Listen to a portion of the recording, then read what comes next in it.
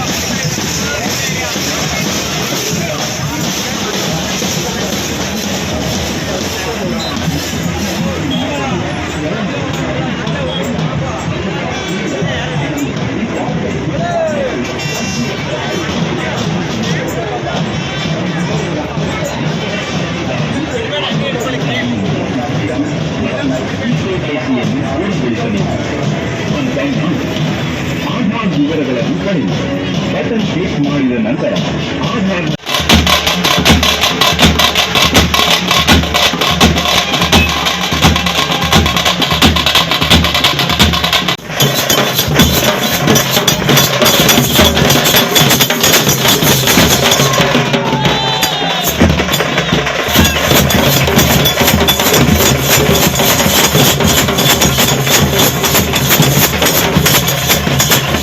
ಭಾರತಕ್ಕೆ ಸಂವಿಧಾನ ರಚನಾ ಸಭೆ ಬೇಕೆಂದು ಬ್ರಿಟಿಷ್ ಸರ್ಕಾರದ ಮುಂದೆ ತಮ್ಮ ಅಧಿಕೃತ ಬೇಡಿಕೆಯನ್ನು ನೀಡುತ್ತಾರೆ. ಈ ಬೇಡಿಕೆಯನ್ನು ಬ್ರಿಟಿಷ್ ಸರ್ಕಾರ 1940ರ ಆಗಸ್ಟ್ ಕೊಡುಗೆಗಳಲ್ಲಿ ಒಪ್ಪಿಗೆಯನ್ನು ಸೂಚಿಸುತ್ತದೆ. ಅಂತಿಮವಾಗಿ ಕ್ಯಾಬಿನೆಟ್ ನಿಯೋಗದ ಶಿಫಾರಸಿನ ಮೇರೆಗೆ ಸ್ವತಂತ್ರ ಭಾರತಕ್ಕೆ ಒಂದು ಸಂವಿಧಾನವನ್ನು ರಚಿಸಲು 1946ರಂದು ಸಂವಿಧಾನ ರಚನಾ ಸಭೆಯು ಸ್ಥಾಪನೆಗೊಳ್ಳುತ್ತದೆ. ಈ ಸಂವಿಧಾನ ರಚನಾ ಸಭೆಯು 9 ಡಿಸೆಂಬರ್ 1946ರಂದು ಸಭೆಯನ್ನು ಸೇರುತ್ತದೆ. 2 ದಿನಗಳ ನಂತರ 11 ಡಿಸೆಂಬರ್ 1946ರಂದು ಸಭೆಯನ್ನು ಸೇರಿ ಡಾಕ್ಟರ್ ರಾಜೇಂದ್ರ ಪ್ರಸಾದ್ ಅವರನ್ನು ಸಂವಿಧಾನ ನೇಮಕ ಮಾಡಿಕೊಳ್ಳಲಾಗುತ್ತದೆ. ಪಂಡಿತ್ ಜವಾಹರಲಾಲ್ ನೆಹರು, ವಲ್ಲಭಾಯ್ ಪಟೇಲ್, ಟಿ.ಟಿ. ಕೃಷ್ಣಮಾಚಾರಿ, ಸಂತಾನಂ, ಅಲ್ಲಾಡಿ ಹನುಮಂತಯ್ಯ, ಎಸ್. ನಿಜಲಿಂಗಪ್ಪ 5 ಉಪಸಮಿತಿಗಳನ್ನು ಒಳಗೊಂಡು ಭಾರತದ ಸಂವಿಧಾನವನ್ನು ರಚನೆ ಮಾಡಿಕೊಟ್ಟಿರ್ತಾರೆ. ಈ ಸಂವಿಧಾನ ರಚನಾ ಸಭೆಯ ಸಮಿತಿಗಳಲ್ಲಿ ಮುಖ್ಯವಾದಂತಹ ಸಮಿತಿ ಕರಡು ಸಮಿತಿ ಆಗಿರುತ್ತದೆ. ಗಳಾಗಿ ಕೆಲಸವನ್ನು ನಿರ್ವಹಿಸಿರುವಂತಹ ಭಾರತಕ್ಕೆ ಸ್ವತಂತ್ರ ಕೊಡುವುದಾದರೆ ಮೊದಲು ಸಾಮಾಜಿಕ ಸಮಾನತೆಯನ್ನು ಕೊಡಿ, ಸಾಮಾಜಿಕ ಸ್ವಾತಂತ್ರ್ಯವನ್ನು ಕೊಡಿ ಅಂತ ಹೇಳಿದಂತಹ ಭಾರತ ರತ್ನ ಡಾಕ್ಟರ್ ಬಿ.ಆರ್. ಅಂಬೇಡ್ಕರ್ ಅವರು ಅಧ್ಯಕ್ಷತೆಯನ್ನು ವಹಿಸ್ತಾರೆ. ಇವರ ಅಧ್ಯಕ್ಷತೆಯಲ್ಲಿ ಭಾರತದ ಸಂವಿಧಾನವು ರಚನೆ ಆಗುತ್ತದೆ. ಅದರಲ್ಲಿ ಪ್ರಮುಖ ಪಾತ್ರವನ್ನು ನಮ್ಮ ಡಾಕ್ಟರ್ ಬಿ.ಆರ್. ಅಂಬೇಡ್ಕರ್ ಅವರು ವಹಿಸಿರುವುದರಿಂದ ಅವರನ್ನು ಭಾರತದ ಸಂವಿಧಾನದ ಶಿಲ್ಪಿಗಳು ಎಂದು ಹಾಗೂ ಅವಕಾಶ ಸಮಾನತೆ ದೊರೆಯುವಂತೆ ಮಾಡಲು ಮತ್ತು ವ್ಯಕ್ತಿ ಗೌರವವನ್ನು ರಾಷ್ಟ್ರದ ಏಕತೆಯನ್ನು ಹಾಗೂ ಅಖಂಡತೆಯನ್ನು ಸುನಿಶ್ಚಿತಗೊಳಿಸಿ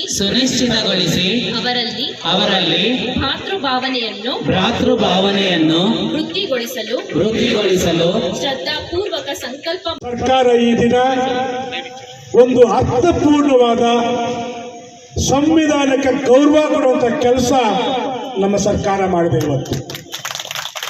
ಯಾಕಂದ್ರೆ ನಾವು ನೀವು ಬೆಳಗ್ಗೆ ನಮ್ಮ ಧರ್ಮಗಳ ಗ್ರಂಥಗಳಿಗೆ ನಾವು ನಮಸ್ಕಾರ ಹಾಕ್ತೀವಿ. ಆದರೆ ಈ ದಿನ ಭಾರತದ ಸಮಸ್ತ ಜನತೆಗೂ ಒಂದೇ ಒಂದು ಗ್ರಂಥ, ಅದು ಡಾಕ್ಟರ್ ಅಂಬೇಡ್ಕರ್ ಬರೆದಂತ ಸಂವಿಧಾನ. ಇವತ್ತು ನಾವು ತಿಳ್ಕೊಳ್ರಿ, ನಾನಿರ್ಲಿ ತಾವಿರ್ಲಿ, ಇವತ್ತೊಬ್ಬ ನಾನು ಶಾಸನ ಆಗ್ಬೇಕಾದ್ರೆ ಸಂವಿಧಾನನೇ ಕಾರಣ. ನಿಮಗೆ ಗೊತ್ತಿರಲಿ, ಹಿಂದೆ ರೈತರ ಮಗ ರೈತ ಆಗ್ತಾ ಇದ್ದ, ಚಮ್ಮಾರ ಮಗ ಚಮ್ಮಾರ ಆಗ್ತಾ ಇದ್ರು, ಶಾನ್ಬೋರ್ ಮಕ್ಕಳು ಶಾನ್ಬೋಗ್ರು, ಅಂದ್ರೆ ಅವ್ರವ್ರ ವೃತ್ತಿ ಅವ್ರವ್ರು ಮಾಡ್ತಾ ಇದ್ರು. ಇವತ್ತೊಬ್ಬ ಸಣ್ಣ ರೈತರ ಮಗ ಒಬ್ಬ ಶಾಸನ ಆಗ್ಬೇಕಾದ್ರೆ ಈ ಸಂವಿಧಾನದಿಂದಲೇ ಸಾಧ್ಯ ಅಂತ ನಾನು ಭಾವಿಸ್ತೀನಿ. ಆದ್ದರಿಂದ ನಾವೆಲ್ಲ ಇವತ್ತು ಡಾಕ್ಟರ್ ಅಂಬೇಡ್ಕರ್ ಅವ್ರನ್ನ ನೆನೆಸ್ಕೋಬೇಕು. ಅಂಬೇಡ್ಕರ್ ಬರೀ ವ್ಯಕ್ತಿ ಅಲ್ಲ, ಒಂದು ಶಕ್ತಿ. ಆ ಶಕ್ತಿಯಿಂದಲೇ ನಾವೆಲ್ಲ ಇವತ್ತು ಈ ಜಾಗದಲ್ಲಿ ನಿಂತಿರೋದು. ಇವತ್ತು ಇನ್ನಷ್ಟು ಎಷ್ಟೋ ಜನ ಇರ್ಬೋದು, ಎಲ್ಲರೂ ಮಾತನಾಡ್ತಾ ಇರ್ತಾರೆ, ಅಂಬೇಡ್ಕರ್ ಇಷ್ಟು ಸಂವಿಧಾನ ಹೇಗೆ ಬರ್ತರು ಅಂತ. ಕೆಲವರು ಇಲ್ಲ, ಅವರು ಒಳ್ಳೆ ವಿದ್ಯಾಭ್ಯಾಸ ಮಾಡಿದ್ರು ಅದಕ್ಕೆ ಬರ್ತಿದ್ದಾರೆ ಅಂತ. ನನಗೆ ಗೊತ್ತಿರೋ ಮಟ್ಟಿಗೆ ಬರೀ ಎಜುಕೇಶನ್ ಬರ್ದಿಲ್ಲ, ಚಿಕ್ಕಂದಿನಿಂದಲೂ ಅವರು ಕಷ್ಟಪಟ್ಟ ದಿನಗಳು, ಅವ್ರಿಗೆ ಅವಮಾನದ ದಿನಗಳು ನೆನೆಸ್ಕೊಂಡು ಬಂದಿರೋದೇ ಈ ಸಂವಿಧಾನ ಈಕ್ವಾಲಿಟಿ ಅಂತ ನನ್ನ ಅಭಿಪ್ರಾಯ. ಯಾಕಂದ್ರೆ ಒಬ್ಬ ಮನುಷ್ಯನಿಗೆ ಮೇಲ್ಗಡೆ ಬಂದ ಅದು ನಾಟಕ, ಒಳಗಡೆಯಿಂದ ಆ ಅವಮಾನ ಕಷ್ಟ ಬಂದು ಹೊರಗಡೆ ಬಂದಾಗ ಆ ಮಾತುಗಳು ಅದರ ನಿಜಾಂಶ ಇರುತ್ತೆ ಅಂತ ನಾನು ನಂಬಿದ್ದೇನೆ. ಇವತ್ತು ಅಂಬೇಡ್ಕರ್ ಎಷ್ಟೋ ಅವಮಾನಗಳನ್ನು ಅನುಭವಿಸಿದವರು, ಕಷ್ಟಪಟ್ಟವರು. ಅದಕ್ಕೆ ಪ್ರತಿಯೊಬ್ಬರು ಸಮಾನವಾಗಿರಬೇಕು, ಯಾವುದೇ ಧರ್ಮ ಆಗಲಿ ಸಮಾನವಾಗಿರಬೇಕು, ಯಾವುದೇ ಜಾತಿ ಸಮಾನವಾಗಿರಬೇಕು. ಈ ಎಲ್ಲ ಅಂಶಗಳನ್ನು ಗಮನದಲ್ಲಿಟ್ಕೊಂಡು ಬರೆದಿದ್ದೆ ಈ ಸಂವಿಧಾನ. ತಾವು ನೋಡ್ತಾ ಇರ್ತೀರ, ಈಗಲೂ ಕೆಲವು ಅನಿಷ್ಟ ಪದ್ಧತಿಗಳಿದೆ, ಈಗಲೂ ಕೆಲವು ಕೀಟ ಪದ್ಧತಿ ಇದೆ, ಈಗಲೂ ಅಸ್ಪೃಶ್ಯತೆ ಇದೆ. ಇವೆಲ್ಲ ಇನ್ನಷ್ಟು ಕಂಪ್ಲೀಟ್ ಆಗಿ ನಾಶ ಆಗಬೇಕು ಅಂತ ನನ್ನ ಆಸೆ. ಜನ ಬಂದ್ರೆ ಮಧ್ಯಾಹ್ನ ನೀರು ಕೊಡ್ಬೇಕಂದ್ರೆ ಚೆಂಬು ಎತ್ಕೊಂಡು ಮೇಲ್ಗಡೆಯಿಂದ ಉಯ್ತಾ ಇದ್ರು, ಚೆಂಬು ಕೂಡ ಕೈ ಕ್ಲಾಸ್ ಕೊಡ್ತಾ ಇರ್ಲಿಲ್ಲ. ಅಂತ ದಿನಗಳು ಇತ್ತು. ಬರೀ 150 ರೂಪಾಯಿಗೆ ಒಂದು ವರ್ಷಕ್ಕೆ ಒಂದು ಮಗುನ ಚೀತಕ್ಕಿಡ್ತಾ ಇದ್ರು, ನಾನು ನೋಡಿದ್ರು ಕಣ್ಣಾರೆ. ಇಂಥ ಅನಿಷ್ಟ ಪದ್ಧತಿಗಳಿತ್ತು. ಇವತ್ತು ಮ್ಯಾಕ್ಸಿಮಮ್ ಆ ಪದ್ಧತಿಗಳ ನಿರ್ಮೂಲನೆ ಆಗಿದೆ. ಇನ್ನಷ್ಟು ಅಲ್ಪ ಸ್ವಲ್ಪ ಅವು ನಿರ್ಮೂಲನೆ ಆಗಬೇಕು ಈ ಒಂದು ದಿವಸದಿಂದ ಅಂತ ತಮ್ಮೆಲ್ಲರಿಗೂ ನಾನು ಮನವಿ ಮಾಡಕ್ಕೆ ಇಷ್ಟಪಡ್ತೀನಿ. ಹಾಗೆ ಇರಬಹುದು, ಎಷ್ಟೋ ಜನ ಒಳ್ಳೆಯವರು ರಾಜಕೀಯಕ್ಕೆ ಬರ್ತಾರೆ, ಕೆಟ್ಟವರು ರಾಜಕೀಯಕ್ಕೆ ಬರ್ತಾರೆ.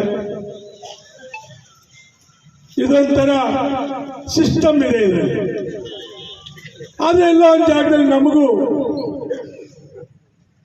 ಒಂದು ಬೇಸರನೂ ಆಗುತ್ತೆ.